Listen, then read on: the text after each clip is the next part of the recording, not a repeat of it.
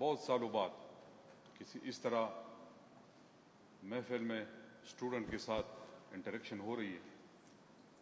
خواہش تھی کہ آپ لوگوں سے ملوں, آپ لوگوں کو کچھ بتاؤ گورنمنٹ کے حوالے سے, آپ لوگوں کا فیڈ بیک لے لوں کہ آپ کے کیا تاثرات ہے. تقریباً 13-14 مہینے ہمارے ہو گئے جب گورنمنٹ میں ہم دوبارہ آئے. ویسے تو 6 سال سے زیادہ ہو گئے کیونکہ پہلے 5 سال ہم ایک ٹینیور گزار چکے ہیں. میں آپ سب کا مشکور ہوں, خیبر پختونخوا کے لوگوں کا مشکور ہوں کہ انہوں نے دوبارہ ہمیں الیکٹ کیا. ہمیں 2018 کے الیکشن میں دوبارہ ووٹ ملے اور وہ بھی 2/3 میجارٹی سے. تو میں خیبر پختونخوا کے لوگوں کا اور خاص کر یوتھ کا مشکور ہوں کہ انہوں نے ہر فورم پہ ہمیں سپورٹ کیا ہے اور مجھے امید ہے کہ انشاءاللہ اس طرح وہ ہمیں سپورٹ دیں گے.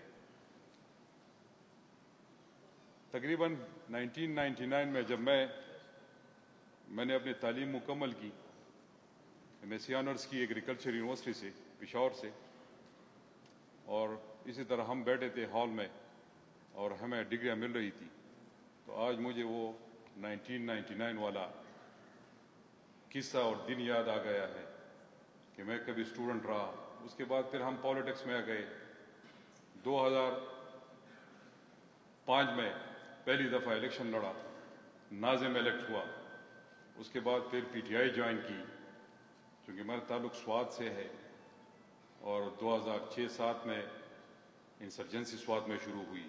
اس کے بعد ملٹری آپریشن, اس کے بعد فلڈ, اور پھر اللہ نے فضل کیا, حالات ٹھیک ہو گئے اور ہمیں بھی موقع ملا. 2013 کے الیکشن میں ٹکٹ ملا, الیکٹ ہوا, پہلی دفعہ کیبنٹ میں آیا. پچھلے گورنمنٹ میں 5 سال منسٹر رہا اور اس میں بھی تقریباً جو سب سے زیادہ پورٹ فولیو تھے چیف منسٹر کے بعد وہ میرے پاس ہی تھے, یہ بھی میرے حصے میں آیا. اور جب 2018 الیکشن میں آئے, ملکن ریجن کا پریزیڈنٹ بنا تو اس میں ڈیلیور کیا, اللہ نے فضل کیا, اور اب میں ایز اے چیف منسٹر آپ کے سامنے کھڑا ہوں.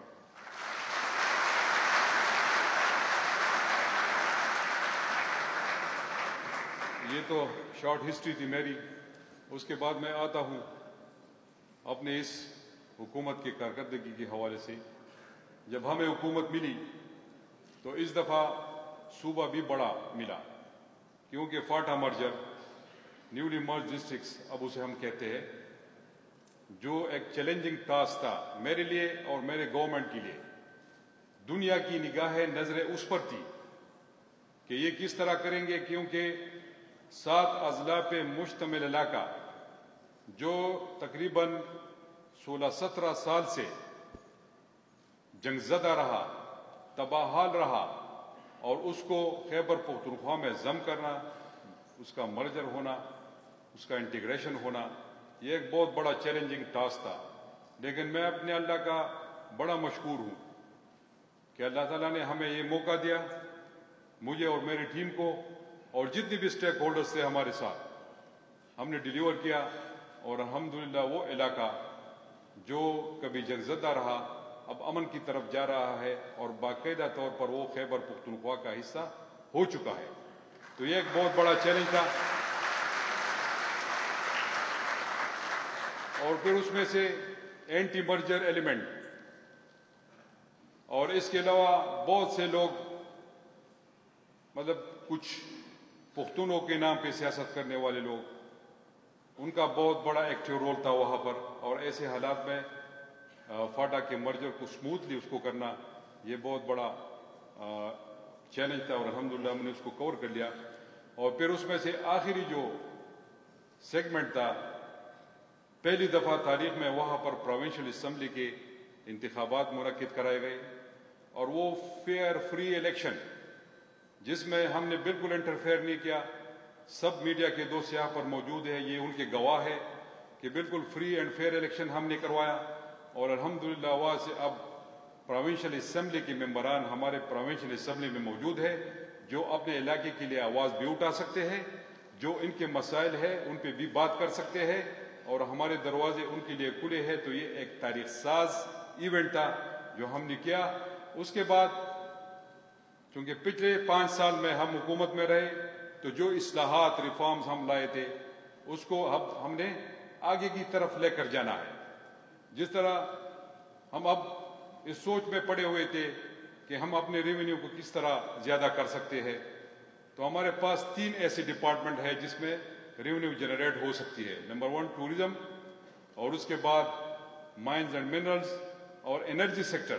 یہ 3 ایسے سیکٹر ہے کیونکہ یہ غریب صوبہ ہے اور ابھی تک 92% ریسیٹس ہمیں فیڈرل گورنمنٹ سے ملتی ہے. ان کا ہمارا جو زیادہ تر ڈپینڈنٹ ہے ہم فیڈرل گورنمنٹ پہ ہے. تو ہم نے یہ سوچا کہ ہم کس طرح اس سے ریونیو جنریٹ کر سکتے ہیں.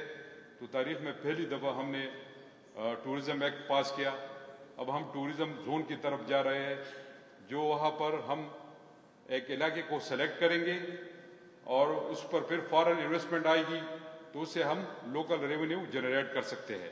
اس کے علاوہ جو مائنز اینڈ منرلز ہے اس میں بڑا پوٹینشیل ہے کے پی میں, اور پھر جو قبائلی علاقہ جات ہمارے پاس آ گئے ہیں تو اس میں بھی بہت زیادہ پوٹینشیل ہے.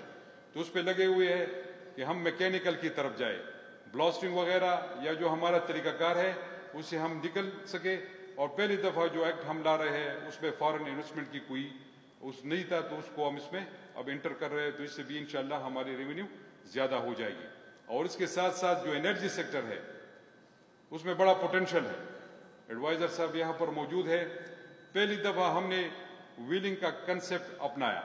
پہلی دفعہ ہم 12 میگا واٹ بجلی جو ہے وہ اپنے انڈسٹری کو دینا چاہتے ہیں, بلکہ ہم نے ایگریمنٹ سائن کر لی جو ان کو بھی سستا پڑے گا اور ہمیں زیادہ پیسے ملیں گے کیونکہ وفاق ہم سے کم پیسوں پہ بجلی خرید رہی ہے.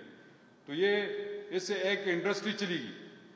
اور جو ہماری یوتھ ہے, گورنمنٹ میں اتنی کیپیسٹی نہیں ہے کہ وہ یوتھ کو یا لوگوں کو روزگار فراہم کر سکے, لیکن ہم چاہتے ہیں کہ ہم پرائیویٹ سیکٹر کو, انڈسٹری کو پروموٹ کر لیں اور اس میں ہماری یوتھ آ جائے, ہمارے لوگ آ جائے, ان کو روزگار کے مواقع ملے. یہی تو جو ہمارے سیکٹر ہے جس پہ ہم ریونیو جنریٹ کر سکتے ہیں. باقی ہم نے 71 میگا واٹ پہلی دفعہ نیشنل گریڈ میں ہم نے اس کو کنیکٹ کروایا اس کو, اور تقریباً اس سے ہمیں 2 ارب پر ایئر ہمیں اس سے منافع ملے گا. تو اس طرح ہم لگے ہوئے ہیں کہ اس صوبے کے لیے ہم ضرور کچھ نہ کچھ کر لیں.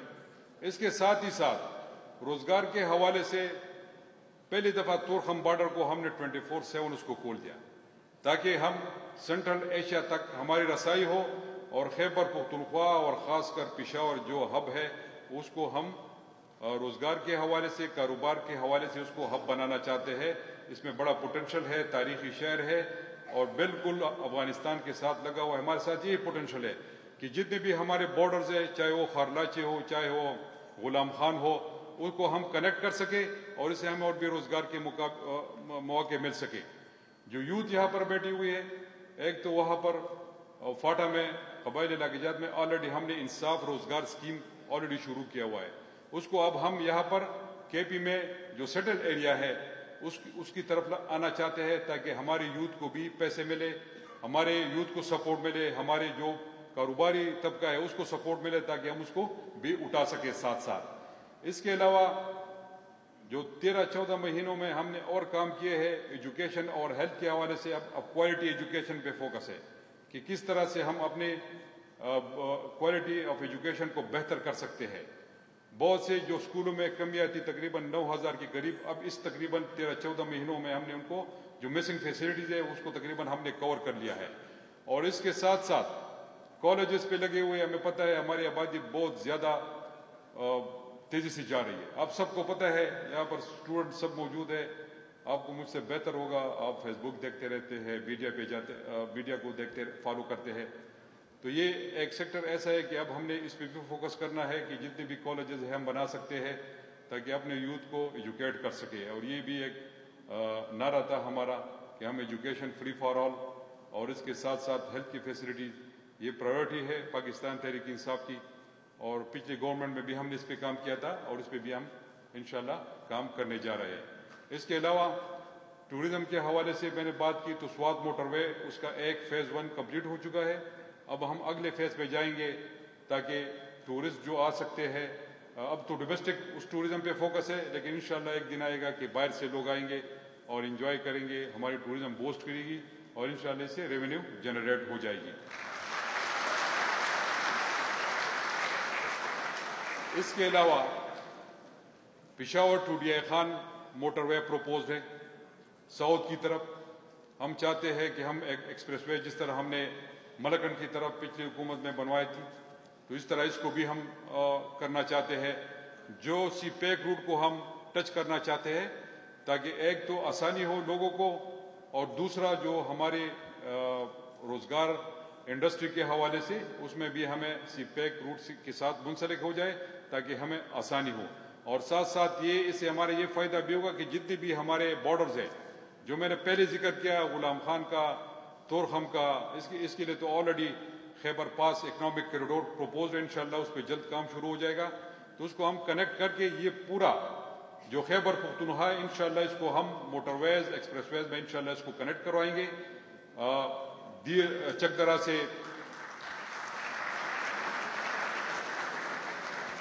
چکدرا سے چترال اور پھر گلگت سے شندور، یہ چترال والا روٹ، اس کو بھی ہم انشاءاللہ کور کرنے والے ہیں۔ تو یہ ہمارے جو میگا پروجیکٹس ہے۔ اس کے علاوہ پشاور کے لیے سرکولر ٹرین کا بھی MOU ہم نے سائن کیا ہوا ہے، اس میں بھی انشاءاللہ پیش رفت ہوگی۔ تو چاہتے ہیں کہ ہم ان علاقوں کو اٹھائیں، اس صوبے کو، جس طرح ڈاکٹر محسن صاحب نے ذکر کیا کہ بہت سے صوبے ہمیں فالو کر رہے ہیں، تو انشاءاللہ ہم چاہتے ہیں کہ وہ کنٹینیوٹی ہو، جس طرح پہلے انہوں نے ہمیں فالو کیا، ہم اس کو چاہتے ہیں کہ اس طرح یہ ہمیں فالو کرتے رہے اور ہماری پرفارمنس سب سے زیادہ اچھی ہو۔ اس کے لیے محنت ہے، اس پہ لگے ہوئے ہیں۔ جس طرح میرا پرائم منسٹر، میرا قائد کہتا ہے کہ دیکھیں یہ نیت اور کوشش انسان کے ہاتھ میں ہے، باقی دینے والا اوپر اللہ کی ذات ہے۔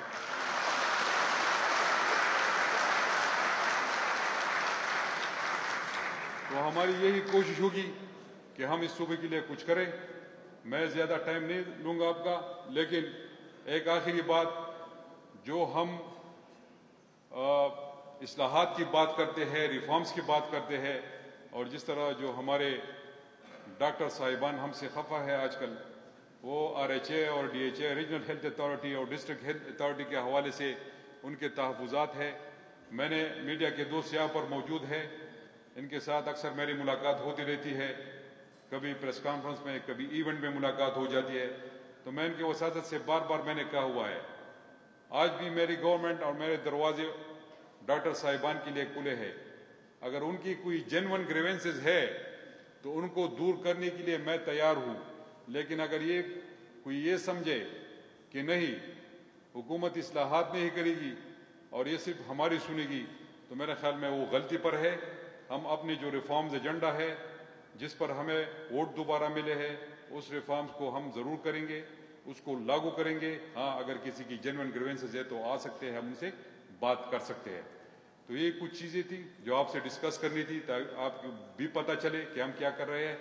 اس کے بعد میں خیال میں آپ لوگوں سے اجازت لینا چاہوں گا، کیونکہ میرے لیے آپ لوگوں نے کافی کرسی وہاں پر رکھی ہوئی ہے، پھر آپ سوالات جوابات ہوں گے۔